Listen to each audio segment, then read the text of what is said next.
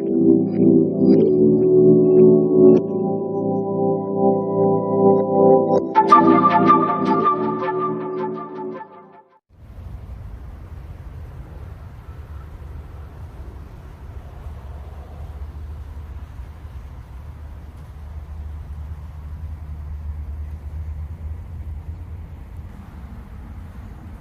¿qué tal? Soy Cian Argot, estoy aquí desde el Centro Nacional de las Artes, CNA, aquí en la Ciudad de México, y desde este lugar voy a exponer mi tema, que lleva por título Aplicación de los principios matemáticos en la pintura de México del siglo XVII.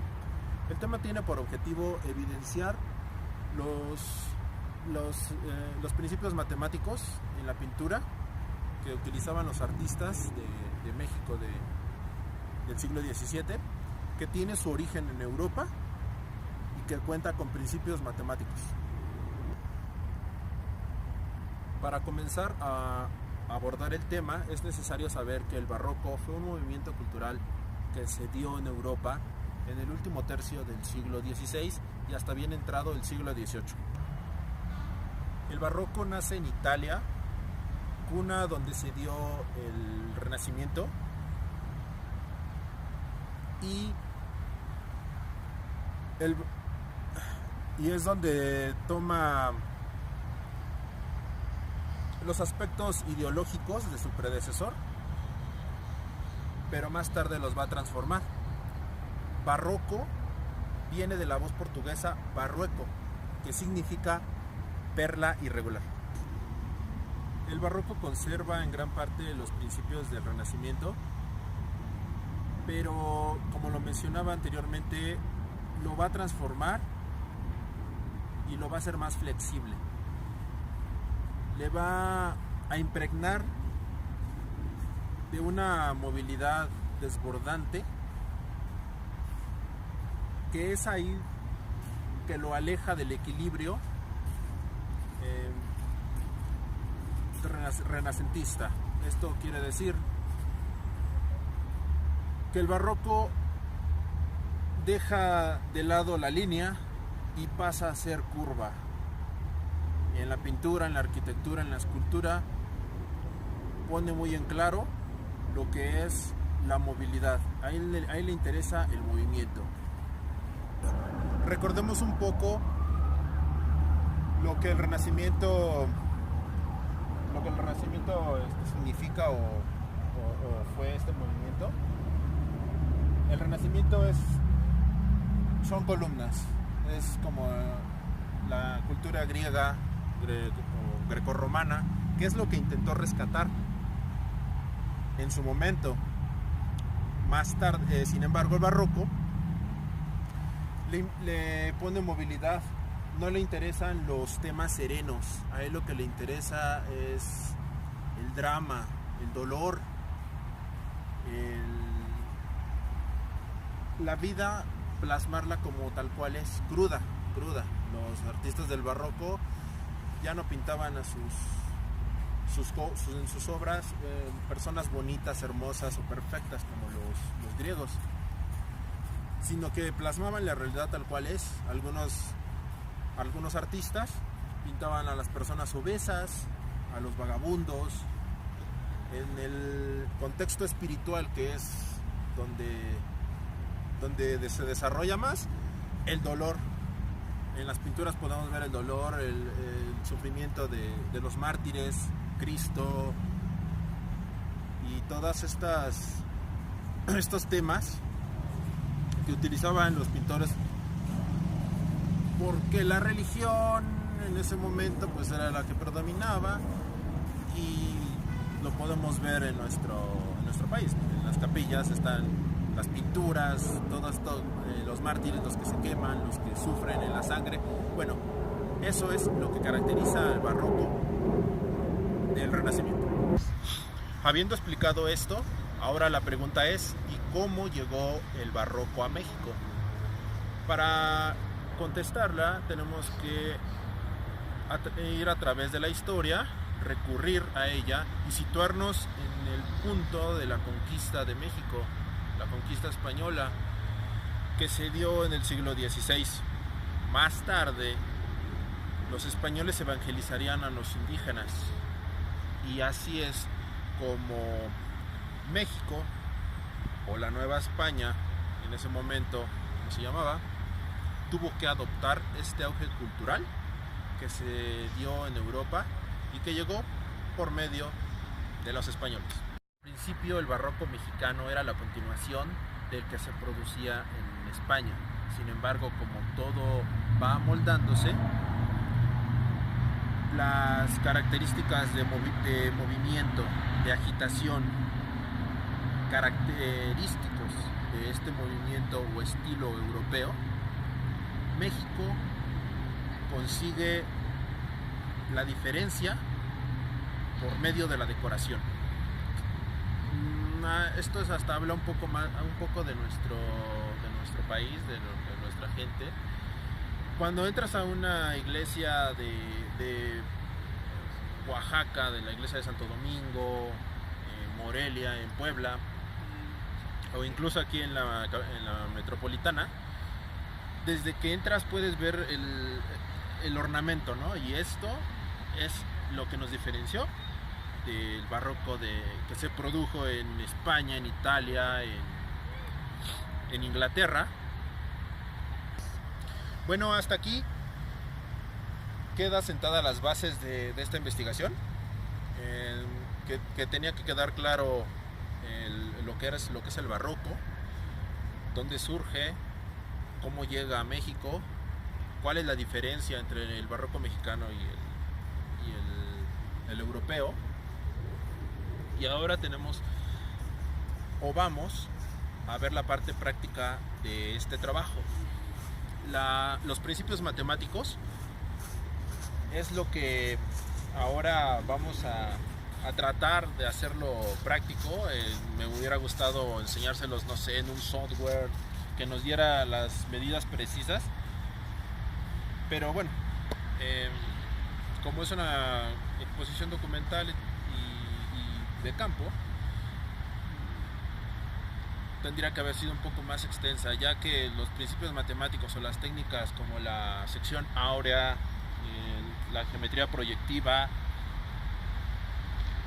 el número de oro, lo pudimos haber hecho con todas estas técnicas, pero bueno, es un tema, hubiera sido exhaustivo, extenso, y yo para hacer el análisis he escogido la perspectiva cónica frontal.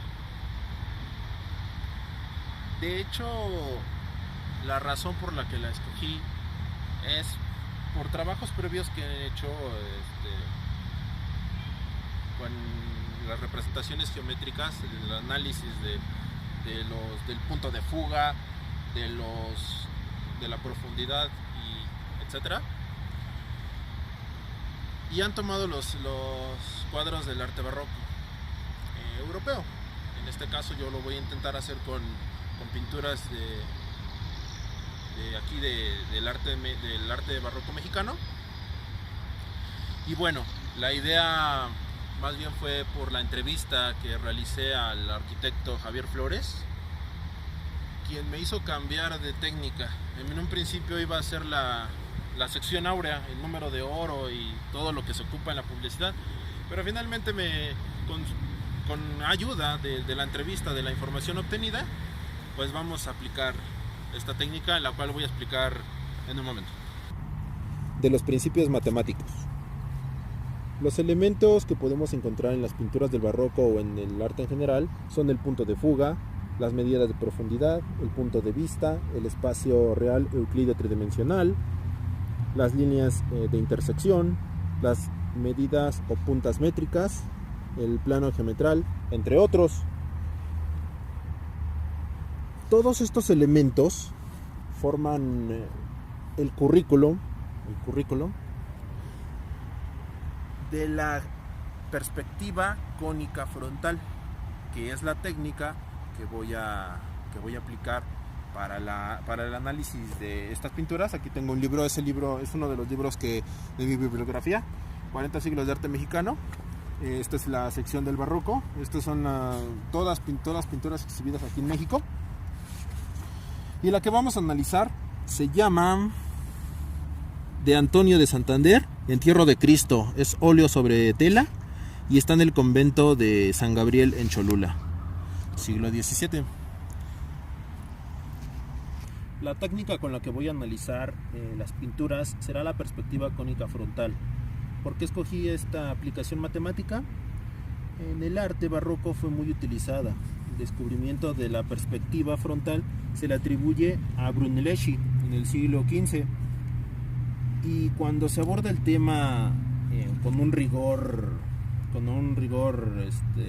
un auténtico rigor, es cuando autores como Leonardo da Vinci, entre los más representativos, la pone en práctica. Desde ahí esta aplicación se generalizó en la pintura y desde entonces se ha adquirido un dominio a través del tiempo de esta técnica geométrica, con la cual vamos a analizar. Bueno, tuve que construir mi molde de la perspectiva frontal cónica.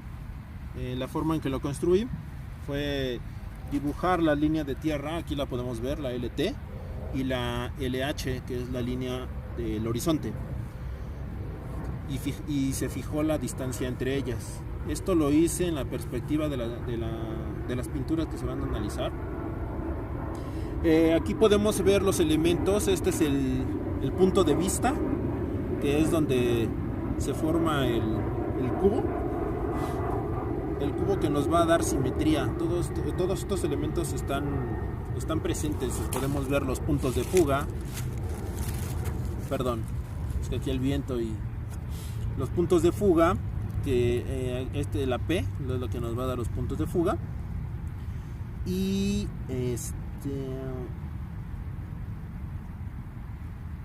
tenemos del punto la M y la M' salen del punto P,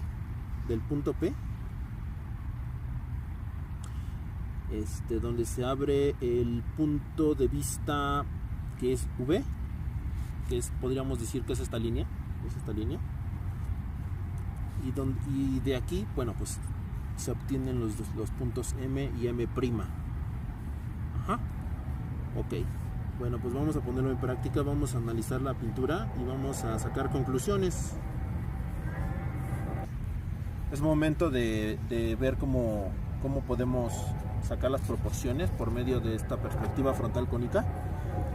Aquí tenemos el Entierro de Cristo, que está exhibido en el convento de San Gabriel en Cholula, Puebla, y nuestro molde. Esto va a ser una representación pues no tan exacta, como les comentaba.